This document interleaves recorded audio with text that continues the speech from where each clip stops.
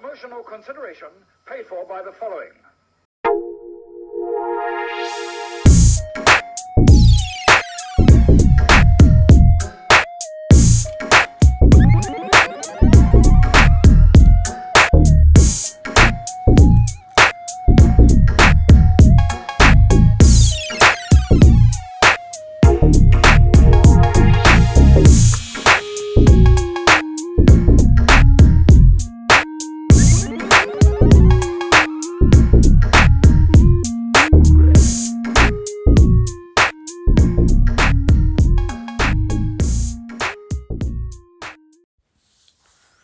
Hello and welcome once again to a very special Cheap Shot Entertainment Quick Shot Reviews movie review. It has been 20, no, not 20, add another 10, 30 years since the original release of The Crow, the film that changed the comic book movie forever and made Brandon Lee a star.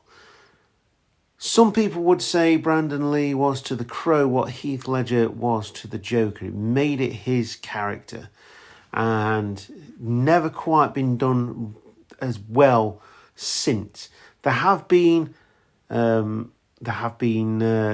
sequels to this film. I've not seen them. I don't want to see them. I will go and see the new one because I like Bill Skarsgård, and I know lots of people will say, oh, I can't go and see that one because of this, that and the other. And that's fine. Absolutely fine. That's the beauty of films, of movies, is that everyone gets to pick what they like to see and what they want to watch. Now, I went to the cinema with my good friend Ben, who was desperate to see this film. He has seen it loads and loads of times. He's got tattoos of Brandon Lee as the Crow. Obviously, I'm not shy about saying I'm a big wrestling fan. And when The Crow came out, Sting became The Crow Sting, basically. And even this past weekend, at a park wrestling show for, in my local park for charity, I donned the makeup for my character as the Crow. So, it means a lot to me. I remember watching this film on VHS, even though I probably shouldn't have, because I'm 41. I don't like to say that, but I was 11 at the time of release, basically. So I shouldn't have been watching it because it was an 18. It's now been downgraded for cinema audiences to a 15. And I can see why. It's very reminiscent of 1994, around about the time when Macaulay Culkin was dominating the box office with anything else he could possibly find, Jurassic Park and all that kind of stuff as well. But as I mentioned, it stars Brandon Lee, who plays the main character, Eric Draven, who is a rock star who has an untimely demise, along with his fiancée, who is also raped as part of this untimely demise by a group of criminals who didn't like the fact that they were campaigning to get their flat fixed, basically. And it's extremely gothic, with talking SimCity and 1989 Batman together as one, and it's probably one of the best looking films that I've seen for a very long time. And that being said, it's 1994. The beginning, you can tell that the fire effects and stuff are just sort of layered on, but you can forgive that. It was 1994. I can't forgive that these days, and you can still tell in some cases. Director Eric Purius, and the writer, of course, is James O'Barr, who did the original comic book series. Also starring Michael Wincott, who as Top Dollar, who is the main criminal here. Also has Ernie Hudson in it. Yes, a Ghostbuster that doesn't get enough love. Ernie Hudson is fantastic in this movie alongside Brandon Lee. They have a really good on-screen presence. Ernie's ability to hit jokes is brilliant. And because he was in the Ghostbusters with three people who were on Saturday Night Live and celebrated for their comedy. He always gets forgotten, but he had some of the best lines in that film, and he still does here. It does kind of bring a little bit of comic relief to a very gothic, very dark, very sad movie. But he's brilliant. He is absolutely brilliant. And alongside Rochelle Davis, who plays Sarah, we've got a really good cast. And for the time, it's not been done with loads of money. It was very much, a passion project. But it works so well.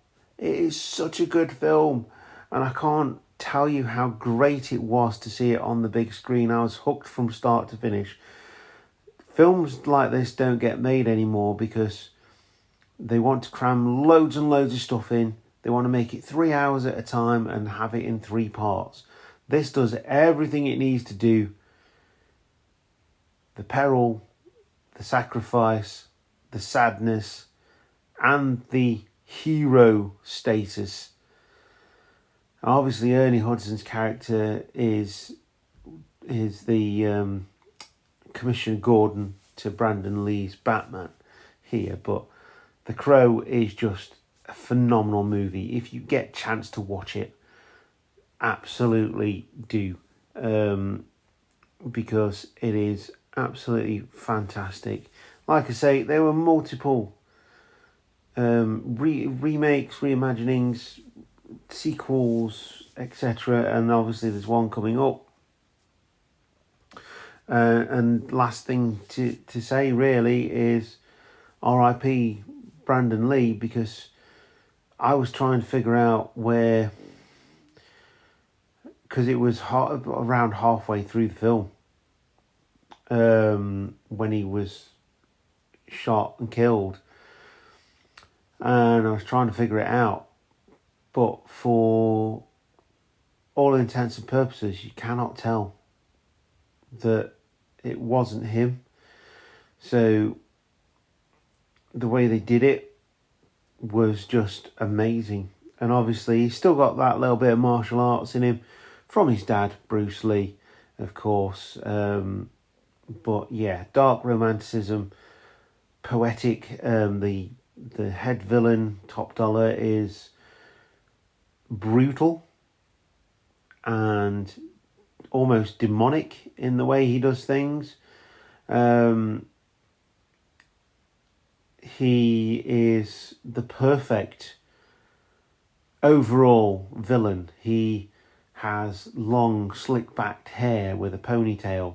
It's everything you wanted to hate from 1994.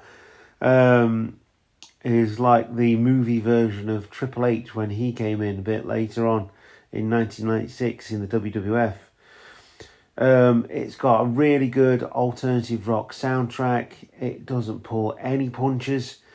There's knives being thrown, there's guns being shot, and obviously that's how he sort of died. And the revenge story. Everyone loves a good revenge story, and it's done so well. It's like, yeah, you killed me and my fiance after raping her, and now I'm coming for you. Yes, it's good. And you want Brandon Lee's character to win. Even if villains shot the Crow that guides him and brought him back, and that takes away his powers for a little while. But the Crow comes back, because I believe they were undead as well. And yeah, it's just really good. Really good crescendo at the end. Sword play coming into it as well, which is really cool. I love an ending with a sword fight in a film where it's superheroes and guns. Absolutely amazing. And like I say, that little bit of martial arts as well, which just rounded everything off. Can't speak highly enough of this film. I would utterly recommend this to anyone who can get their hands on a copy of it to watch it, because it is fantastic. Absolutely brilliant.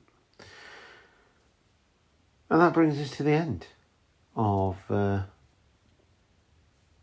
this review. So I will see you next time, film fans. If you've seen The Crow on the big screen, if you've been to go and see the 30th release, if you're a massive fan of it, if you're not a fan of it, please do get in touch, either on the podcasting channel, Spotify, others are available, or on the YouTube channel where you may be listening to this as part of that channel as well. Cheap Shot Entertainment and Quick Shot Reviews rather for Cheap Shot Entertainment.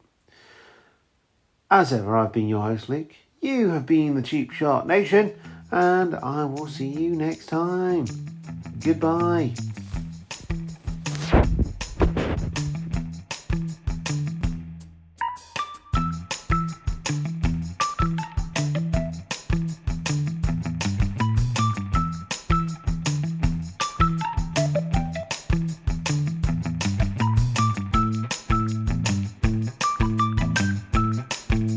Hiya.